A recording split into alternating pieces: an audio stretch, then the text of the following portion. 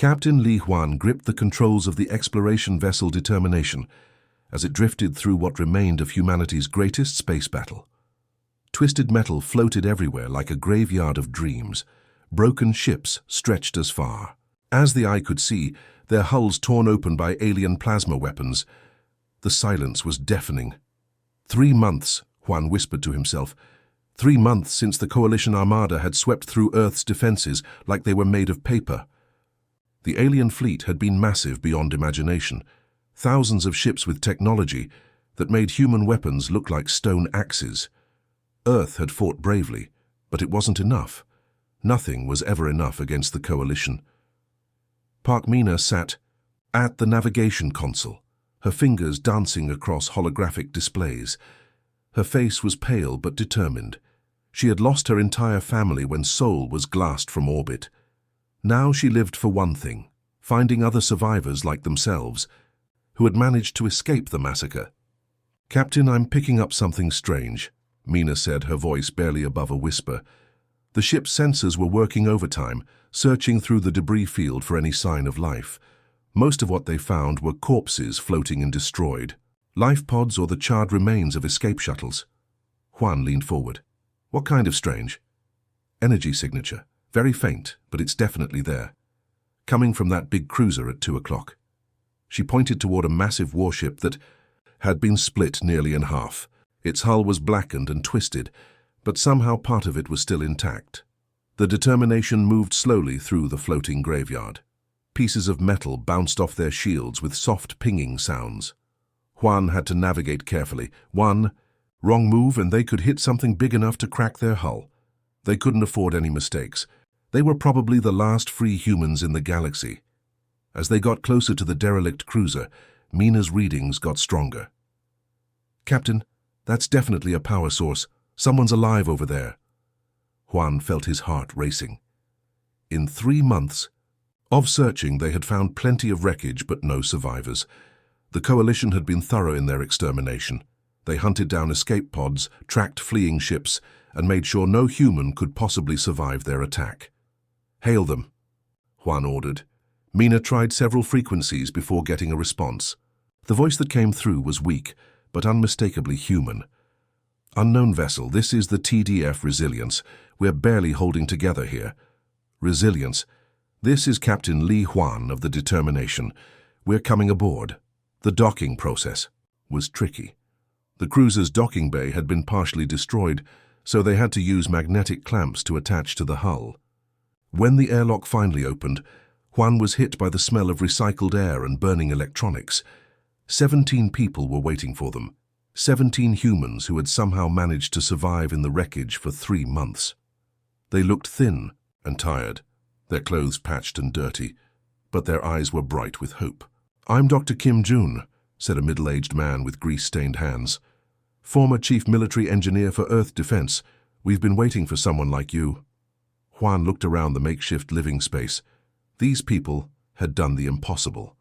They had taken bits and pieces from destroyed systems and built something that could keep them alive. Cables ran everywhere, connecting salvaged power cells to jury-rigged life support systems. The air recyclers hummed constantly, working overtime to keep 17 people breathing. "How did you survive the Coalition sweep?" Huan asked. Kim smiled, grimly. "We played dead.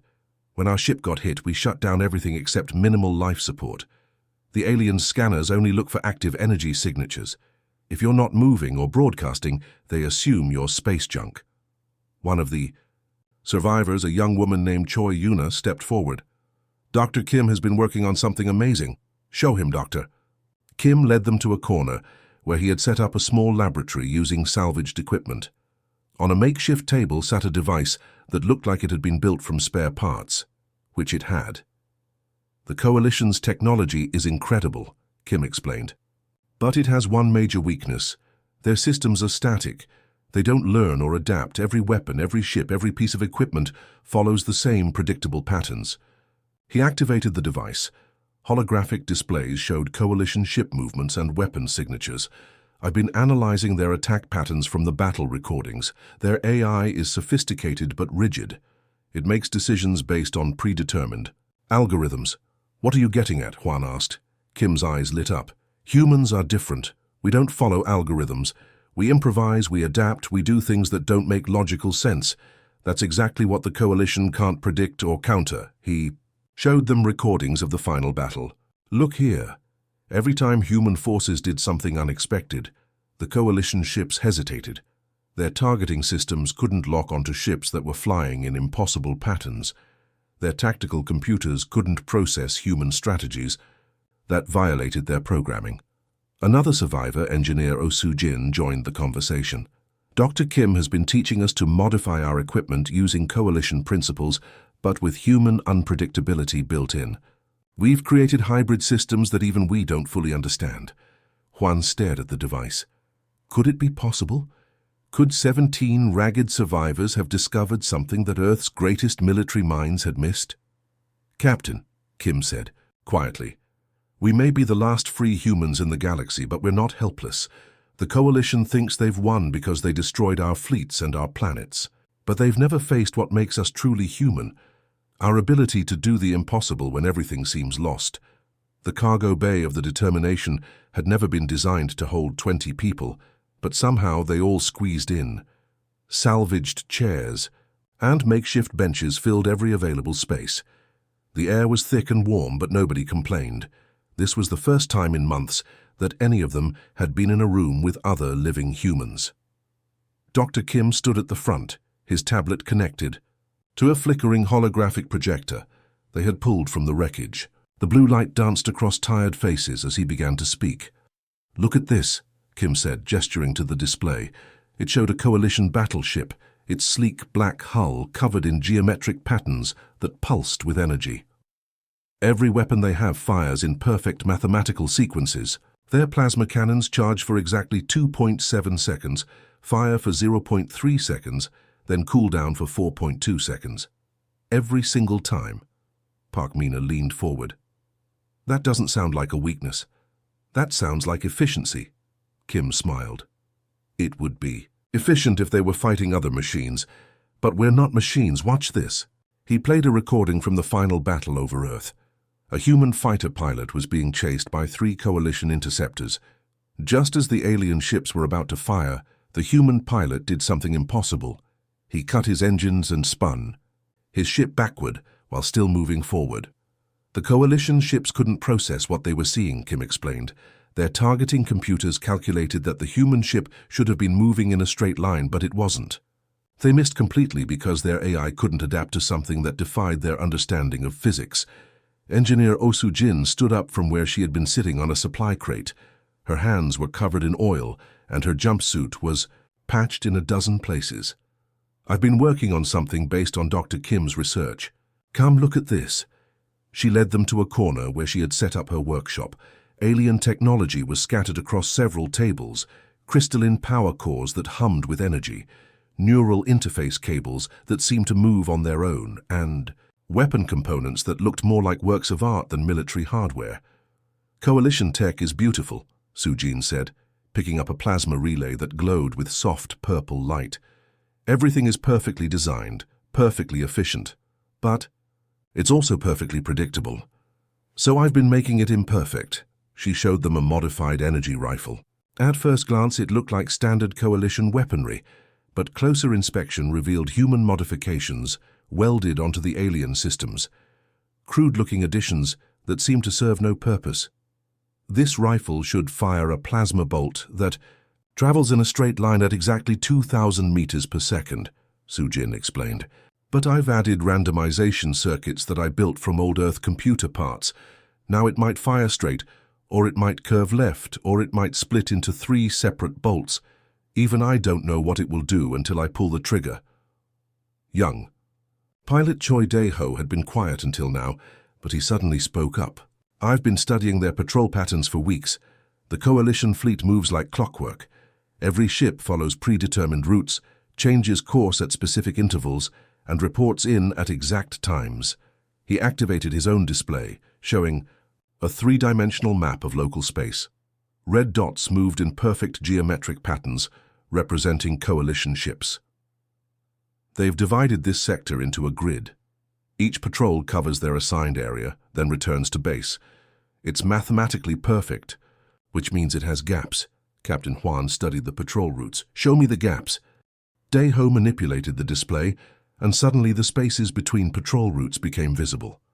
Small pockets of space where no coalition ship ever went. Here, here, and here. If we time it right, we can move through these blind spots without being detected. But where would we go? Asked Park Mina. We can't hide forever. Eventually they'll find us. Dr. Kim looked around the room at the faces of the last free humans. We don't hide. We attack. The room fell silent. Attack? With one small ship against the most powerful military force in the galaxy. You're insane, whispered Medical Officer Lee Hanna. They have thousands of ships. We have one. Kim nodded. Exactly. They have thousands of ships, all following the same tactical programs, all using the same predictable strategies. They're prepared to fight a massive fleet battle against human forces that no longer exist. They're not prepared for 17 crazy humans doing things that make no sense. Su-Jin held up another device she had been working on. This is a signal jammer built from human and alien components. Coalition ships coordinate through quantum communication networks. This little device can't block their signals, but it can make them random and chaotic. Imagine, Kim continued, coalition commanders trying to coordinate an attack when their orders keep getting scrambled into poetry, or mathematical equations, or old Earth music lyrics. Their AI can't process chaos like that. Pilot Dai-Ho was grinning now. I know their patrol schedules by heart. If we hit them at the right time in the right place, we could make it look like a much larger force. Captain Juan stood up slowly. The weight of command had never felt heavier. These people were looking to him to make an impossible decision. But then he looked around the room again and saw something in their eyes. Not just hope, but determination. They weren't asking him to keep them safe. They were asking him to let them fight back. Their command nexus is in the Centauri system, Juan said finally.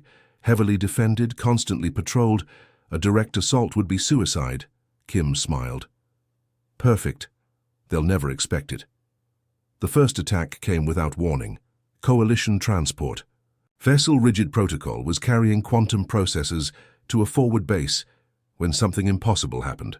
A small human ship appeared from behind an asteroid, fired 3 shots that shouldn't have been able to penetrate Coalition shields, and vanished before the escort fighters could respond. Communications Officer Yoon Hai-in sat hunched over her, console aboard the Determination, listening to the panicked alien chatter. Command, this is Escort Leader Zenth 4. The transport is gone, completely vaporized. We never got a target lock on the attacking vessel. Captain Juan smiled grimly. Phase 1 complete. How long until their reinforcements arrive? 12 minutes, replied Navigator Choi Dai-Ho. Right on schedule. The Determination was already moving, sliding between asteroids like a fish through coral. Engineer Oh Su-Jin had modified their engines with Coalition stealth technology, but she had made it work in ways the aliens never intended. Instead of simply hiding their energy signature, the modifications made their ship appear to be 3 different vessels in 3 different locations. Coalition patrol incoming, Dai-Ho announced. 6 heavy fighters and a command cruiser. Perfect, said Dr. Kim from his makeshift laboratory. He was monitoring Coalition communication frequencies, watching their tactical systems try to make sense of what had just happened. Their AI is running probability calculations. It thinks we must have at least a squadron of ships to destroy that transport so quickly. The Coalition patrols swept through the asteroid field, their sensors probing every shadow. But they were looking for a fleet that didn't exist, using search patterns designed to find conventional military formations. They never thought to look for a single ship that moved like it was piloted by someone who had never read a tactics manual. Yoon Hai-in suddenly straightened up. Captain, I'm intercepting Coalition command transmissions. They're confused. She put the alien voices on. Speaker. The language was harsh and mechanical, but the translation software made their meaning clear. Sector Command, this is Patrol Leader Voss 7. We have found no trace of enemy vessels. The attack pattern suggests impossible technology. Impossible? How? Came the reply from Coalition headquarters. The plasma signatures indicate weapons that operate outside known physics parameters. Our computers cannot model the attack vectors used." Dr. Kim laughed quietly. "They can't model it because Sujin built those weapons using spare parts and intuition instead of engineering principles." 3 days later, they struck again. This time it was a coalition mining operation on the moon of Kepler-7. The aliens had set up automated extractors to harvest rare metals needed for their ship construction. It should have been perfectly safe. The operation was deep inside coalition space, protected by orbital defense platforms. Engineer Sujin had spent those 3 days working on something new. She called it a chaos torpedo, a missile built from human waste recycling systems combined with coalition quantum technology. Nobody, not even Sujin herself, knew exactly what it would do when it hit. "Firing chaos torpedo," announced pilot Daeho as the Determination emerged from hyperspace. The missile streaked toward the mining facility, spinning wildly and leaving a trail of rainbow-colored energy. Coalition defense systems locked onto it immediately, but their targeting computers couldn't predict its flight path. It zigzagged, looped backward, then suddenly split into 7 smaller projectiles that each behaved differently. When the projectiles hit the mining equipment, something extraordinary happened. Instead of exploding, they began converting the alien machinery into something else entirely. Extractors turned into abstract sculptures, transport ships became geometric gardens, and the orbital platforms started broadcasting old Earth music at maximum volume. "What did you put in that torpedo?" Captain Huan asked in amazement. Sujin shrugged. "Emergency ration synthesizers, entertainment system components, and some coalition nano-assemblers. I thought it might be confusing." The coalition response was immediate and massive. 12 battleships arrived within hours, but they found only empty space and the sound of classical music echoing from their own converted equipment. The mining operation was completely intact, but utterly useless, transformed into something that served no military or industrial purpose. Yoon Hai-in intercepted the coalition commander's report. "The enemy has technology that can rewrite matter at the molecular level. This poses an unprecedented threat to all coalition operations." Word began to spread through the hidden networks of survivors scattered across the galaxy. Messages passed through abandoned space stations, smuggled through black market channels, whispered in the dark corners of alien worlds where humans worked as slaves or refugees. "The Determination lives," went one message. "Humanity fights on." On the prison world of Sigma-9, human slaves working in the mines heard the news and began to hope. On the trading station at Wolf 359, human refugees started to believe they might see Earth again. On the agricultural colony of New Geneva, the few humans who had avoided detection began to plan their own acts of resistance. Dr. Kim monitored coalition military communications around the clock now. Their tactics were becoming increasingly desperate and erratic. "Listen to this," he told the crew, playing back a conversation between 2 coalition fleet commanders. "The human vessel appears in our sensor networks, strikes without warning, then vanishes," said the first voice. "Our best tactical AIs cannot predict their next target." "Perhaps they have multiple ships," suggested the second commander. "Negative. Intelligence confirms only one human vessel remains operational, but it fights like an entire fleet." Medical Officer Lee Hana looked up from her patient files. "How is that possible? We're just 17 people with one ship." Captain Huan smiled. "Because we're not fighting like a military force. We're fighting like humans. The Coalition's greatest military mind wasn't organic. Supreme Tactical Intelligence Omega Prime was a quantum computer the size of a small moon, containing the accumulated knowledge of 1,000 conquered civilizations. It had never lost a war, never failed to predict enemy movements, never encountered a problem it couldn't solve with pure mathematics, until it met 17 humans who refused to make sense.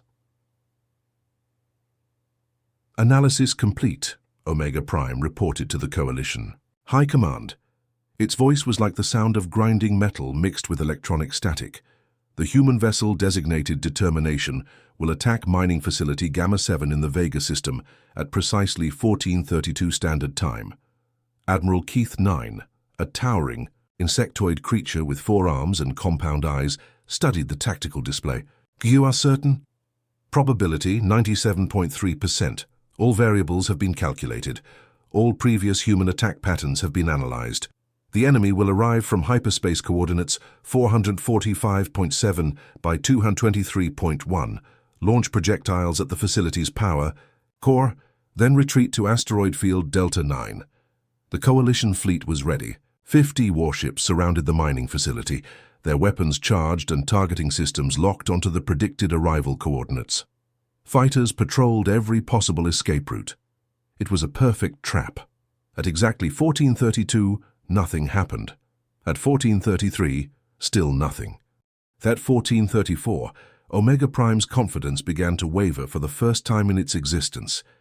Meanwhile, 3 sectors away, the Determination was attacking a completely different target that wasn't even on any Coalition tactical charts.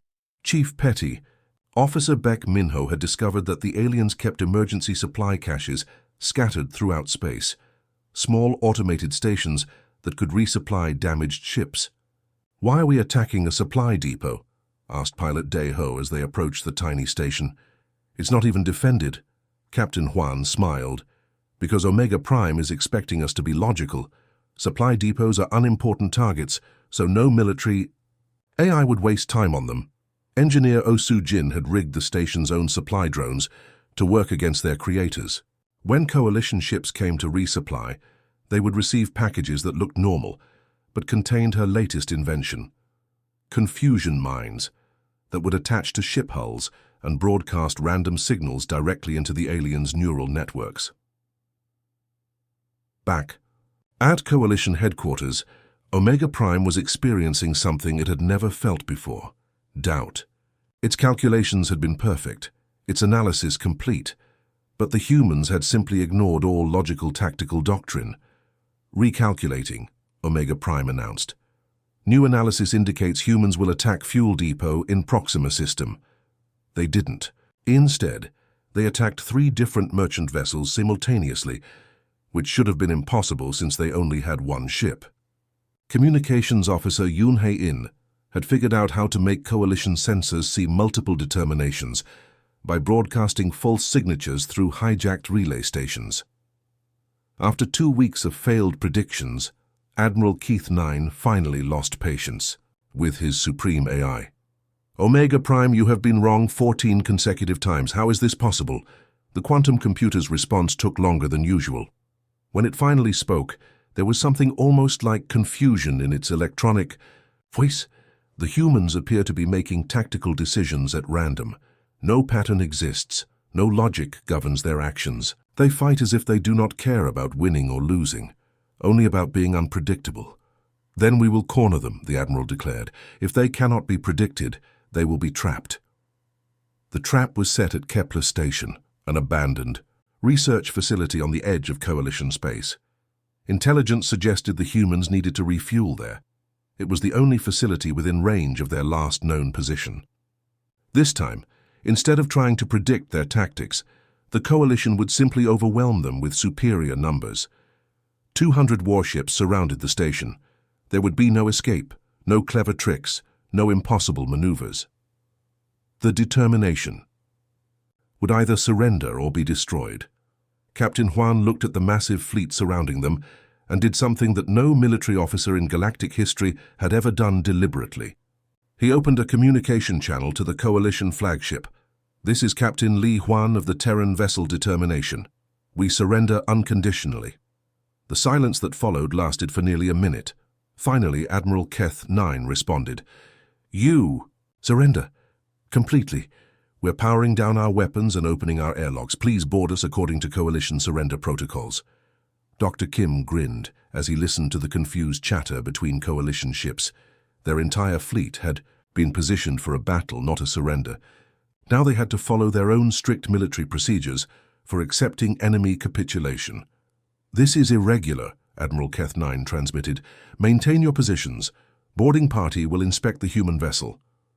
What the Coalition didn't know was that Chief Petty Officer Bayek Minho had spent the last month rigging Kepler Station with the most elaborate booby trap in human history. Every system, every power conduit, every piece of equipment had been modified to overload simultaneously when triggered by a specific sequence of boarding procedures. The coalition boarding party approached the determination following standard protocol. 20 soldiers in powered armor, their weapons ready, their sensors scanning for any sign of deception. They found none. The humans were exactly where they claimed to be, surrendering peacefully in the ship's main cargo bay. "Search the vessel," ordered the boarding party leader, a reptilian creature whose scales shifted color with its mood. "Secure all personnel and equipment." The coalition soldiers moved through the ship methodically, their heavy boots clanking on metal floors. They checked every compartment, scanned every piece of equipment, and found nothing threatening. The humans offered no resistance, answered all questions politely, and seemed genuinely defeated. It was when the soldiers began following standard procedure to dock the determination with the coalition flagship that Minho's trap activated.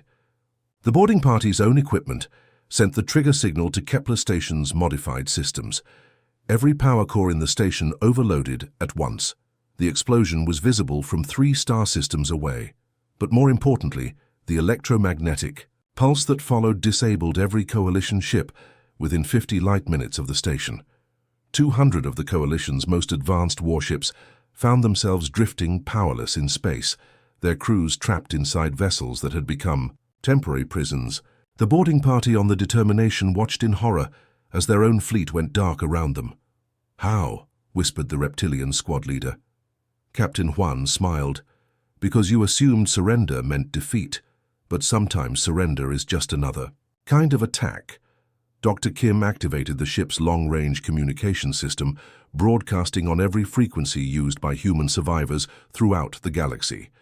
His voice carried hope to slaves, refugees, and hidden resistance cells on 1,000 worlds. "Fellow humans, this is Dr. Kim Jun aboard the Determination. Today we proved something important. We are not the strongest species in the galaxy. We're not the smartest or the most advanced, but we are the most human. And that means we never stop fighting, never stop hoping, and never ever give up. The coalition thinks in straight lines, we think in spirals. They plan for victory, we plan for survival. They follow protocols, we break them. The war is not over. Humanity endures." The bridge of the New Terror hummed with quiet activity as Captain Li Huan watched the approaching coalition fleet through the main viewport. 6 months ago, he had been the captain of a single damaged exploration vessel with 17 desperate survivors. Now he commanded the flagship of the reborn Human Defense Force, surrounded by dozens of ships that had been built in secret asteroid facilities across the galaxy. "Captain," Communications Officer Yoon Hai-in reported from her station, "the Coalition Ambassador's ship is requesting permission to approach. They're broadcasting on all frequencies that they come in peace." Juan almost laughed. 6 months ago, those same coalition ships had been hunting the Determination across the galaxy like a pack of wolves. Now they flew under white flags of truce, their weapons powered down, their shields lowered in a gesture of surrender that no one had ever seen from the mighty coalition. The transformation had begun immediately after the Kepler Station incident. Dr. Kim's broadcast had reached human survivors on over 300 worlds, and the response had been immediate. Slaves in alien mining facilities began sabotaging equipment with techniques learned from Sujin's chaos engineering. Refugees in detention centers started using psychological warfare tactics that confused their guards. Hidden communities of survivors emerged from caves and abandoned settlements, armed with improvised weapons and an unbreakable will to fight. "Remember the mining rebellion on Sigma 9? Asked Navigator Choi Dae-ho, pointing to a display showing news reports from across the galaxy. 300 human miners turned their digging equipment into weapons and took over an entire planet. The coalition garrison didn't know how to respond because their tactical computers had never analyzed the military applications of ore extractors." Engineer Oh Soo-jin looked up from her workstation where she was putting the finishing touches on her latest creation. "I still can't believe they built an entire space station using nothing but mining equipment and determination. The Freedom's Forge produces more ships every day than the Coalition's main shipyards. The Freedom's Forge had become a symbol of human ingenuity. Built inside a hollowed-out asteroid by former slaves, it looked nothing like a traditional shipyard. Instead of orderly assembly lines, it featured chaotic workshops where humans combined salvaged alien technology with Earth-based engineering principles. The ships it produced were ugly, irregular, and completely unpredictable. Exactly the kind of vessels that drove Coalition tactical systems insane. "Sir," Medical Officer Lee Hana called from her station, "we're receiving a transmission from the Centauri colonies. They're reporting that Coalition forces have withdrawn from all human-settled worlds. Complete evacuation." It had taken only 4 months for the Coalition's military confidence to collapse entirely. Every time they tried to suppress a human uprising, 3 more would start somewhere else. Their AI systems, designed to fight conventional wars against logical opponents, simply couldn't cope with humans who used civilian equipment as weapons, turned surrender into attack, and treated every defeat as merely another opportunity to learn. Chief Petty Officer Baek Min-ho had become something of a legend himself. His booby traps and sabotage techniques were being taught in human resistance cells across the galaxy. Coalition engineers had started refusing to board any facility that had been previously occupied by humans, knowing that Minho's followers could turn even the most innocent-looking equipment into a weapon. "The Coalition ambassador is hailing us directly," Yoon Hae-in announced, audio only. The voice that came through the speakers was immediately recognizable. Admiral Keth 9, the insectoid commander who had spent months hunting the Determination. But now he sounded tired, defeated, and almost respectful. "Captain Hwan, this is Admiral Keth 9 of the Coalition fleet. I request permission to come aboard your vessel for negotiations." Hwan smiled at the irony. "Permission granted, Admiral. Welcome to human space." The docking bay of the new Terra was bustling with activity as the Admiral's shuttle approached. Human crews were loading supplies for the next phase of reconstruction, not just rebuilding what had been destroyed, but creating something entirely new. The old Earth Defense Force had been modeled on traditional military structures. The new Human Defense Force was something completely different.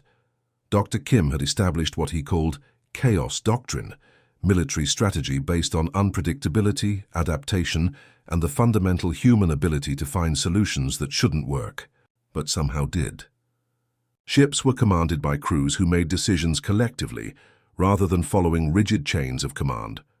Weapons were designed by engineers who combined alien technology with human intuition rather than following established scientific principles.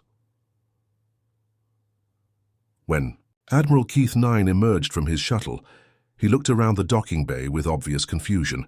Instead of neat military formations, he saw humans working in small groups, their equipment scattered in patterns that made no logical sense.